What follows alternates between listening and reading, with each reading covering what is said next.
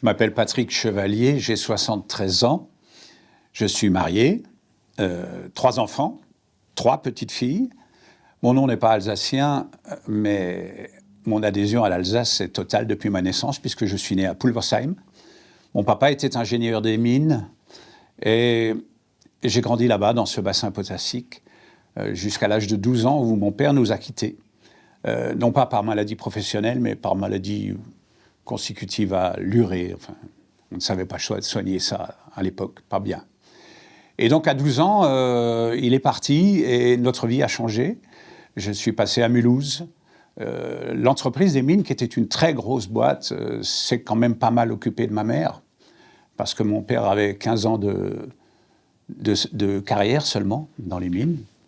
Et donc ma mère n'a pas été laissée en plan et on s'est retrouvé à Mulhouse, où les études ont continué au lycée, et puis la découverte de l'art dramatique, avec une compagnie amateur dont nous sommes tous devenus professionnels.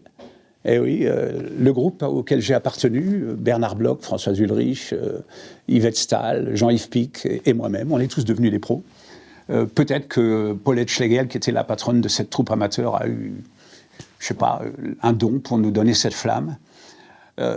Pour ma part, je ne suis pas devenu tout de suite comédien, parce que maman a dit non, il faut que tu fasses des études. Et donc, j'ai fait Sciences Po, ici à Strasbourg, où j'ai rencontré mon épouse, Muriel. Alors elle est authentiquement alsacienne. Elle appartient à la famille Kinner, de Rigvir. Même si cette famille est partie, après la guerre de 70, ils sont partis dans les Vosges, et puis ils sont revenus plus tard. Donc voilà, mon Alsace, c'est mon Alsace, parce que j'ai toujours vécu entre Mulhouse et Strasbourg, avec un petit passage par l'Afrique noire lors de mon service militaire. C'était en 72, et je me suis occupé de théâtre au Centre culturel français de Dakar. Et j'ai eu le privilège là de jouer avec la compagnie dramatique nationale du Sénégal, avec des grands acteurs et sous la direction de metteurs en scène africains aussi. Ça a été une expérience formidable. Au retour d'Afrique, eh bien, on a monté un café-théâtre à Strasbourg avec des copains, ça s'appelait l'Ange d'Or. Et on y a vécu 8 années pleines de rebondissements et de théâtre, même si notre théâtre à nous était un théâtre pauvre, hein. On jouait au milieu des gens dans cette petite salle de l'Ange d'Or. Mais il y a eu quand même des expériences formidables, comme celle de l'Attroupement, une compagnie avec laquelle j'ai joué, Denis Guénoun, Bernard Bloch, Guy Naigeon, Patrick Lemauff. C'était le tout premier spectacle de l'Attroupement, c'était Roméo et Juliette, c'était en 75. Et puis cet Ange d'Or, on l'a cédé en 82, parce que notre vie avait changé, on avait eu des enfants entre-temps, et se coucher à 3 heures du matin et se lever à 7, ça devenait difficile. Donc, j'ai essayé de me convertir, et ça a été la radio et la télévision à France 3. La radio d'abord, j'ai donné des coups de main au service des sports. J'ai toujours aimé le sport. Et donc voilà, et puis la télévision ensuite, et puis on a monté cette compagnie dite de l'Ange d'Or qui existe encore et qui a fait quelques spectacles, une dizaine environ, qui ont cheminé un peu partout en France.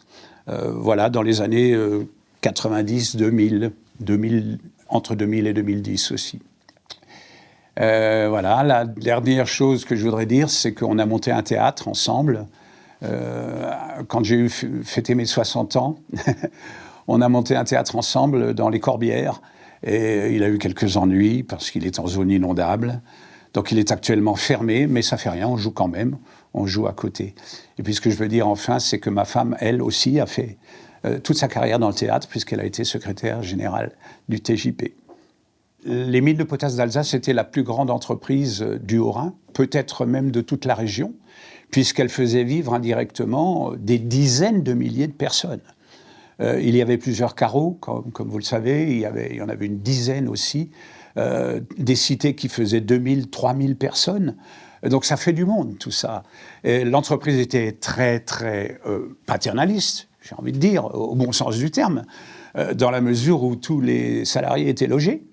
étaient logés gratuitement et avaient la cantine gratuite et puis aussi l'école gratuite, bien sûr, et même les soins. La pharmacie et le médecin, c'était gratuit. Donc, on n'était pas si mal que ça.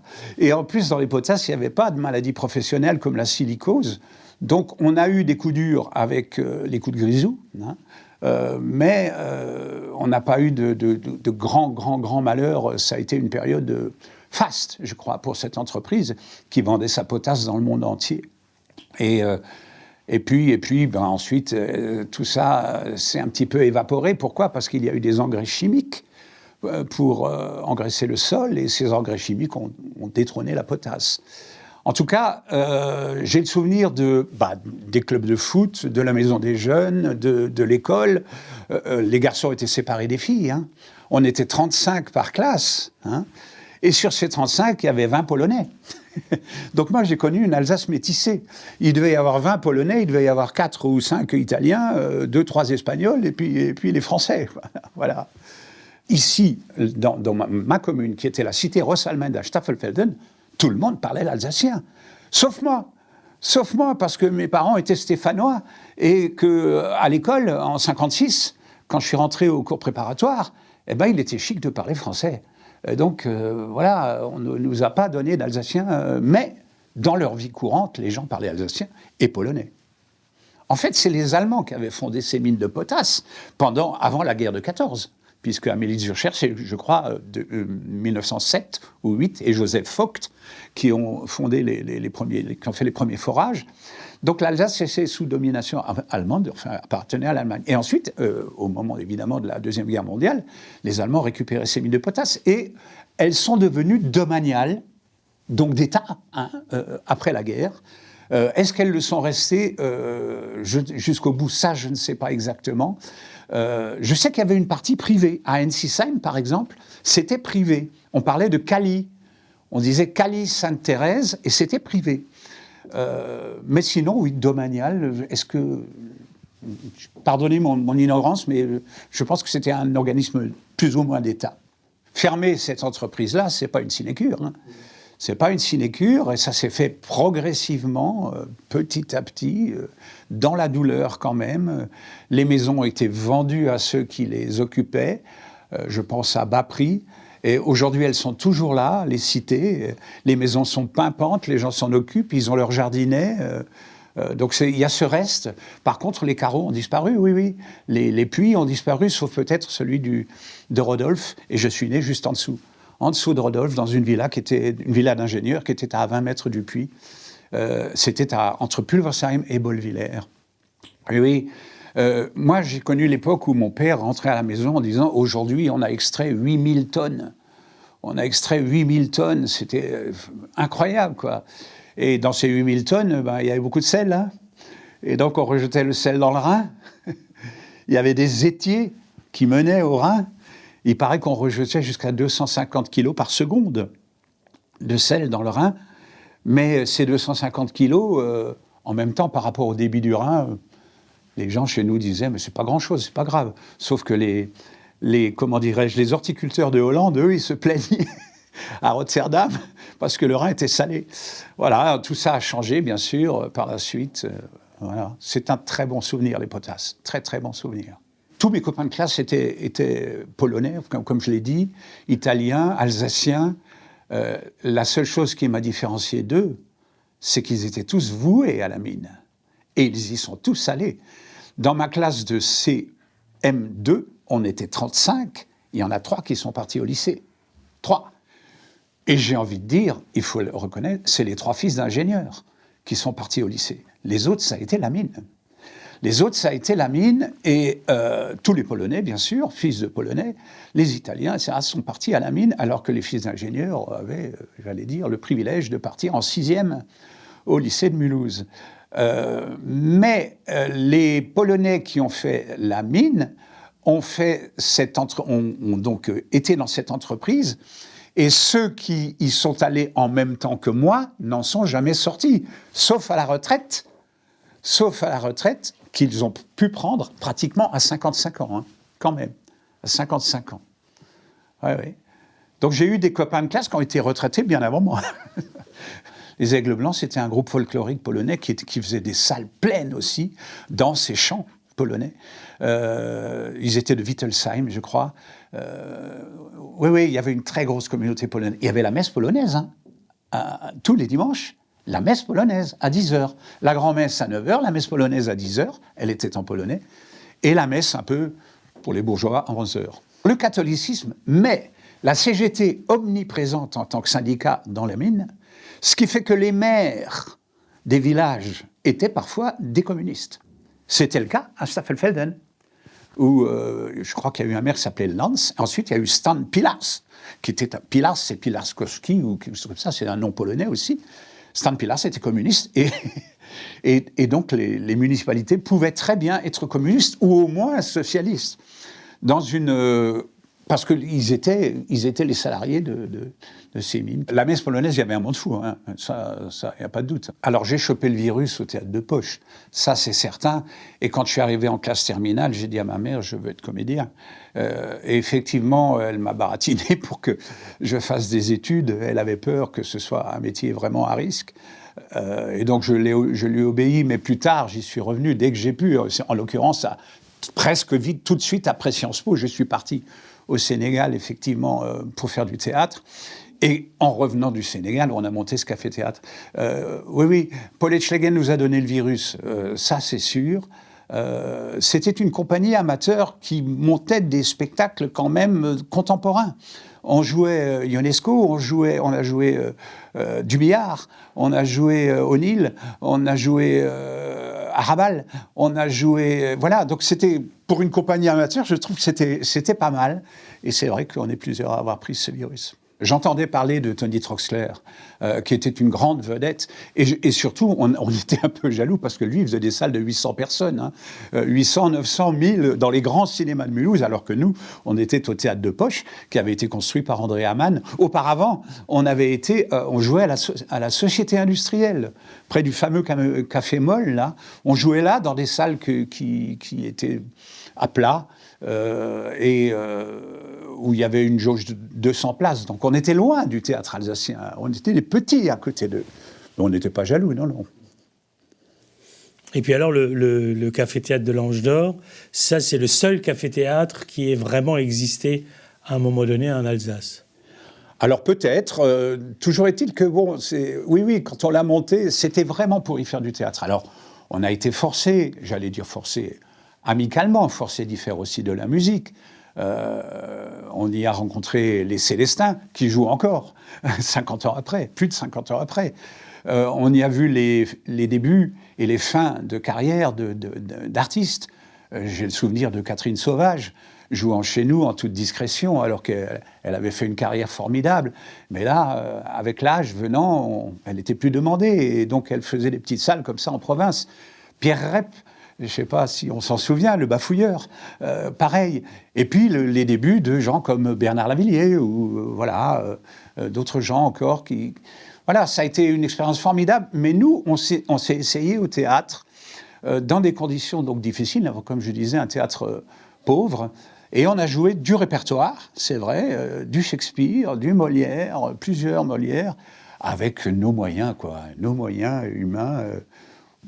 Après tout, j'avais pas fait de grande école comme le TNS. Hein. J'avais bien rencontré Antoine Bourbon à l'époque, qui était à Strasbourg, mais bon, c'était de temps en temps seulement. Et puis on a croisé Germain Muller aussi, qui s'est intéressé à nous parce qu'on était du monde du théâtre. Il nous a considérés très vite comme ses enfants, au moins ses amis, même si on faisait du théâtre en français et pas du tout en alsacien.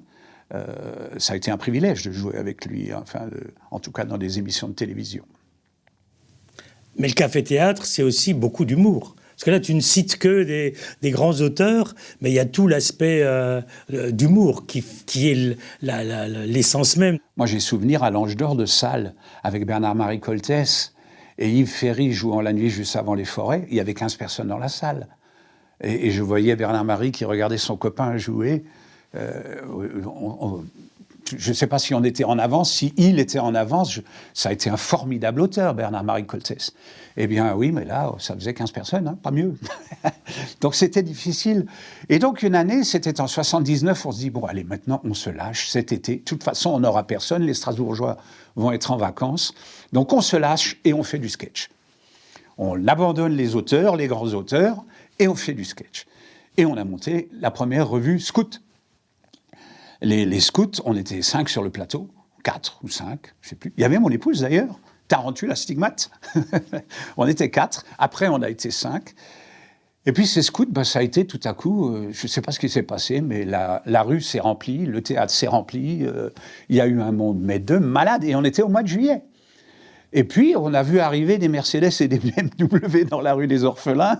Ça veut dire que le Strasbourgeois bourgeois venait s'encanailler à l'Ange d'Or. Et s'encanailler, c'était un peu le terme, parce qu'on était serrés. Hein. On était serrés. On a été jusqu'à 120, 130 dans ce tout petit local, qui était en fumée aussi.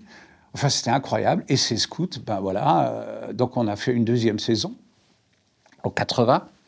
Et puis une troisième, même une fois qu'on a eu cédé l'Ange d'Or à la jeune compagnie qui l'a repris, on est encore revenu avec les scouts.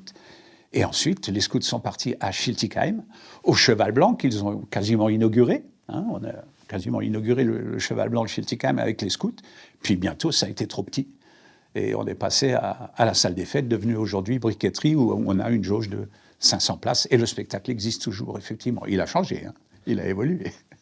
Ce qui faisait la politique française de cette époque était ramener à la dimension d'une patrouille.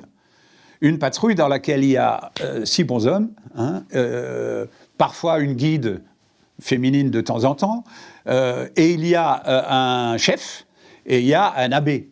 Et tout ce qui arrivait aux Français était ramené au stade de cette patrouille. On s'était un peu inspiré de Hamster Jovial, du fameux Gottlieb, la bande de pilotes qui faisait pilote à l'époque, Gottlieb. Ouais. Quand on a déménagé à Mulhouse, j'allais dire, spontanément, ma mère a adopté la paroisse du Sacré-Cœur comme étant sa paroisse dans le Réberg, alors que nous habitions en ville en bas. On était plutôt sur la paroisse Sainte-Geneviève, mais j'ai été scout au Réberg, à la 5e, et effectivement, toutes mes années scouts ont été passées dans le Réberg et le Tannenwald. On a eu la chance, mon épouse et moi, de se rencontrer à Sciences Po. Il n'y avait pas de concours d'entrée, mais j'avais eu le bonheur d'avoir une mention bien au baccalauréat, obtenue en 1968. Après que j'ai été sérieusement sur les barricades en classe terminale, et que je me sois fait remarquer un peu pas très bien par le proviseur et le censeur, qui m'ont dit « Chevalier, vous avez intérêt à ne pas redoubler parce que vous ne reviendrez pas ici, hein, au lycée ». Mais bon, j'ai eu mon baccalauréat et en Sciences Po, on m'a pris directement, donc tant mieux. Et donc, ça n'a pas été un exil parce que ça a été les premières années de liberté totale, en plus avec sa chérie, donc ça se passe plutôt bien. Et là, ça a été entre Sciences Po était au palais universitaire. Notre restaurant, c'était le restaurant universitaire de l'Esplanade, et le FEC. Et le FEC, c'était le soir, parce que le soir, du coup, on sortait, et là, on se gavait de théâtre et de cinéma. Ouais. La Gallia, c'était très grand. C'était très, très grand. On y allait de temps en temps, à midi. Hein. Mais c'était très grand. Il y avait des queues, beaucoup de queues à la Gallia. Mais il y avait aussi des queues au FEC. Mais les FEC, comme dit, on était un peu plus proche pour sortir, pour aller dans les salles de cinéma. Il y en avait un peu partout. Hein. Il y avait encore le vieux Ritz. Il y avait un cinéma Place Broglie, hein, le grand, où on a vu tous les films de Costa Gavras, Z, L'Aveu, tout ça, on les a vus là-bas. Ça aussi, c'est des super souvenirs. J'avais une chambre en ville et ma femme, qui était d'origine protestante, réformée, était au foyer Sturm, qui, lui, était près de l'église Saint-Thomas. Voilà. Donc moi, j'ai pas connu le FEC en tant qu'entreprise menée par le frère Médard. J'ai connu son Resto U, où il y avait une ambiance le soir. Oui. Vous sortiez du Resto U, vous saviez ce que vous aviez mangé. parce que c'était sur votre chemise. Donc, Jocker, pour le frère Médard, je l'ai juste connu comme conférencier et directeur de ce FEC. Voilà. Et j'ai connu Jean-Luc Ibel aussi, son successeur. L'Alsace, pour moi, elle est métissée. L'Alsace, c'est... donc, je l'ai connue industrielle. Et je crois qu'industriellement parlant, elle est à la hauteur. Elle a toujours été à la hauteur. On a toujours eu des entreprises de pointe et il n'y a pas de raison qu'on n'en ait plus aujourd'hui à ce niveau-là industriel. Ça, j'y crois vraiment. Il y a chez nous un savoir-faire, il y a du sérieux, il y a, j'espère que je ne dis pas de bêtises, peu de tricheurs. On a quelque chose en nous qui fait qu'on est plus sérieux qu'ailleurs. Je l'ai vu en visitant d'autres régions de France quand même, où la triche devient un peu un sport national de temps en temps. Ce n'est pas tellement notre cas. Enfin, je n'ai pas constaté ça chez nous. Pour ça, on est peut-être assez proche de l'Allemagne. Ça, c'est possible. Mais bon, ça, j'en suis plutôt fier et plutôt heureux. Et donc, je pense que l'Alsace n'est pas qu'une, effectivement, carte postale à remettre au passé. Je pense qu'il y a un bel avenir. On n'est pas en avant, ou plutôt, on ne se met pas en avant sur le plan politique. Ça n'a presque jamais été le cas. Mais sur d'autres domaines, on est plutôt bon. J'en suis persuadé. Sur le plan politique, je ne sais pas à quoi ça tient. On a peut-être effectivement une forme de discrétion. Et tout à coup, vous voyez, je dis on. Donc, on a peut-être une forme de discrétion là-dessus. Quand on dit que les Alsaciens se sont fait marcher dessus tout au long de leur histoire, on n'est quand même pas dans les choses fausses. Hein. Ça a été un sacré terrain de bagarre. Hein. Ça a été un sacré terrain de bagarre. Donc, je pense qu'il y a peut-être dans le tempérament alsacien quelque chose de méfiant. Effectivement, on attend de voir s'il est dans mon camp ou s'il ne l'est pas, l'autre, celui qui vient. Mais celui qui vient, il vient. Et il y en a toujours qui sont venus. Donc là-dessus, on est, je crois, assez lucide. Mais comme dit, on est assez discret. Je ne comprends pas, moi, les politiques d'aujourd'hui, ce que je ne comprends pas, c'est pourquoi ils se sentent dépossédés. Pourquoi, tout à coup, l'Alsace aurait disparu dans le Grand Est ? Mais c'est absurde. C'est absurde. L'Alsace n'a pas disparu dans le Grand Est. Pourquoi, tout à coup, l'Alsace, la Lorraine et la Champagne ne pourraient pas se mettre ensemble pour faire une grande région ? Alors, je ne dis pas que c'est génial comme idée. Hein ? Je n'ai jamais dit que c'était génial.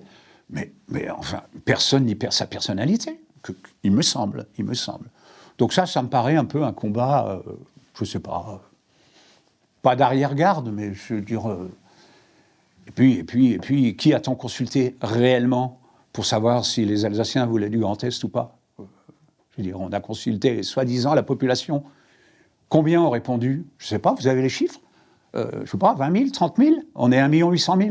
Bon, donc... Quand on dit que les Alsaciens sont floués parce qu'à 97%, ils sont pour sortir du Grand Est, moi, je me pose la question, est-ce que c'est ça le combat ? Je ne crois pas. Moi, je crois que l'Alsace existe, elle est toujours là, elle a un rôle à jouer, elle a un rôle régnant à jouer, et que je crois que sa future identité, c'est d'être résolument européenne, mais européenne au bon sens du terme. Et là, c'est un peu l'homme de gauche qui parle et qui dit que, bon, ce qui manque à l'Europe, c'est l'Europe sociale. Hein. Ah bah oui, c'est ça qui manque à l'Europe. Et on aurait dû commencer par ça. Et avec une vraie Europe sociale, là, on est loin d'être ridicule par rapport aux autres. Parce qu'effectivement, sinon, on est en train de se noyer dans une forme de mondialisation. C'est effectivement... ce monde globalisé, il nous en fait voir, quoi. Et effectivement, qui noie un peu les personnalités. Mais toutes, pas seulement la nôtre. Je suis né en 1950, donc c'était une pleine période de reconstruction, et j'ai constaté que les gens parlaient peu de la guerre, comme d'ailleurs mes grands-parents, qui avaient tous fait la guerre de 14, n'en parlaient peu, et m'en ont peu parlé dans mon enfance. Ça, je l'ai beaucoup regretté. J'aurais dû faire parler mes deux grands-pères, qui avaient vraiment fait 4 ans de guerre au total, chacun. Et chaque fois, ma grand-mère disait à mon grand-père, « Mais non, mais tu nous embêtes avec ta guerre, arrête de nous parler de ça. » Alors qu'ils avaient des choses à raconter. Ils avaient fait Verdun, là, et tout ça. Donc, mon grand-père chevalier avait été blessé, un obus avait traversé le visage, bon, c'était quand même pas rien, hein, et il avait échappé à la mort en se cachant sous le ventre d'une jument qui, elle, était morte. Donc c'est des histoires incroyables dont j'aurais voulu faire quelque chose au niveau théâtre plus tard, mais ça, c'est pas fait. Je crois qu'il n'y a plus que 600 000 personnes qui parlent alsacien, c'est ça, hein, sur 1 800 000. Effectivement, dans mon enfance, c'était 90% de la population qui le parlait un peu partout. Ils ne parlaient pas le même. Hein. Je pense qu'entre Wissembourg et Nathan Katz dans le Sungo, c'était pas la même chose. Chez nous, il y avait des A partout. Hein, il y avait des Artef et des Manala et des Maïdala, etc. Alors que dans le Bas-Rhin, c'était autre chose. Donc le dialecte, très présent, oui. La beauté de la région, hein, en particulier la plaine et le vignoble, mais aussi les Hauts-de-Vosges. Cette beauté que j'ai retrouvée chantée par des gens qui étaient observateurs, j'allais dire français de l'intérieur, je ne sais plus qui, me disait au moment des Tours de France, il m'a dit « Oh, mais moi, je me demande si c'était pas, comment il s'appelait, Blondin, que j'avais eu le privilège de rencontrer un jour. » Blondin qui a fait plusieurs Tours de France, puisqu'il faisait une chronique dans l'équipe. Et Blondin disait « Mais il n'y a rien de plus beau qu'une étape entre Strasbourg et Mulhouse, en passant par le vignoble, il n'y a rien de plus beau. » Et donc, ça, effectivement, c'est très chouette. Il y a aussi de très beaux paysages en Bavière, hein. Aussi de très, très beaux paysages en Bavière et ailleurs, et en Suisse. Bien évidemment, on est gâtés là-dessus. On est gâtés. Après, bon, comment dirais-je, l'Alsace industrielle, bon, j'en ai un peu parlé, je crois qu'elle n'est pas morte. On se rend compte qu'il y a quand même des choses qui se créent tous les jours. Il y a des tentatives, hein, au moins. Puis, quand on ne tente pas, on ne peut pas réussir, mais quand on tente, ça peut marcher. L'Alsace agricole et traditionnelle, alors celle-là, pour moi, elle est immortelle. Elle est immortelle. On n'est pas prêt de s'en séparer ou de la renier, je ne crois pas. Et ceux qui essayent de la renier aujourd'hui au nom de théories un peu fumeuses, selon moi, vont se casser les dents parce que on va tenir le coup là-dessus. On va tenir le coup. Je parle de l'Alsace traditionnelle. Après, il y a des choses qui disparaissent, oui, c'est vrai. Mais bon, après, ça fait partie des choses normales, finalement, l'évolution normale. Peut-être il ne faut pas s'en désoler. Peut-être qu'il y a d'autres dynamismes qui vont apparaître. Moi, j'en suis persuadé. Hein. Je suis persuadé. Je fais confiance, en tout cas, à la jeunesse. Hein. Et cette jeunesse, elle est aujourd'hui beaucoup plus métissée qu'avant. Et oui, elle était quand même déjà, hein, puisque polonais, italien, etc. Aujourd'hui, elle l'est encore plus. Ben forcément. Forcément. Et ça, faut pas en faire, selon moi, il ne faut pas en faire une cause de problème. C'est pas un problème, le métissage. C'est peut-être la solution du problème. Ouais. On n'est pas séparatistes, nous, hein. J'ai pas l'impression qu'on l'ait été de façon sérieuse dans notre histoire. Il y a bien eu quelques séparatistes à une époque, hein. Château de Hunebourg, là, bon, il y avait des bandes un peu d'excités. Bon, mais sinon, non. Sinon, non. Quand on est revenu, je parle sous ton contrôle, mais quand on est revenu à la mère patrie, enfin, en 18, il me semble que ça s'est fait quand même avec la volonté globale des Alsaciens, ce retour à la France.